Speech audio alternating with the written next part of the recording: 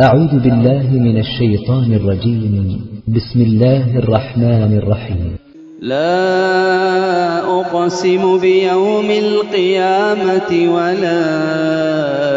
أقسم بالنفس اللوامة أيحسب الإنسان أن لن نجمع عظامه بلى قادرين على أن نسوي بنانه بل يريد الإنسان ليفجر أمامه يسأل أيان يوم القيامة فإذا برق البصر وخسف القمر وجمع الشمس والقمر يقول الإنسان يومئذ أين المفر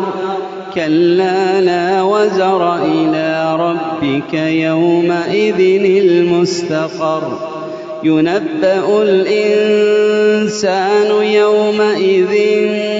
بما قدم وأخر بل الإنسان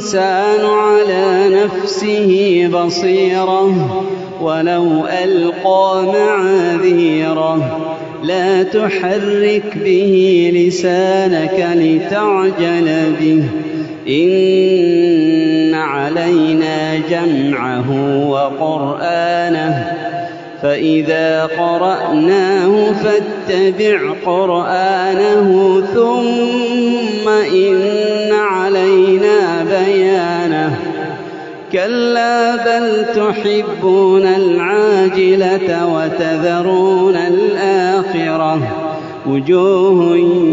يومئذ ناظرة إلى ربها ناظرة ووجوه يومئذ باسرة تظن أن يفعل بها فاقرة كلا إذا بلغت التراقي وقيل من راق وظن أنه الفراق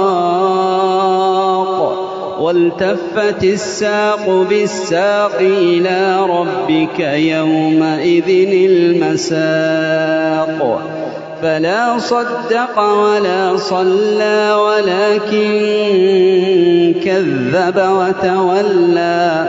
ثم ذهب إلى أهله يتمطى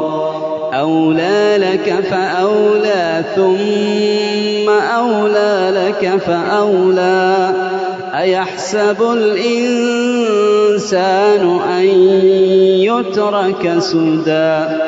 ألم يك نطفة من مني يمنى ثم كان علقة فخلق فسوى فجعل منه الزوجين الذكر والأنثى أليس ذلك بقادر على أن يحيي الموتى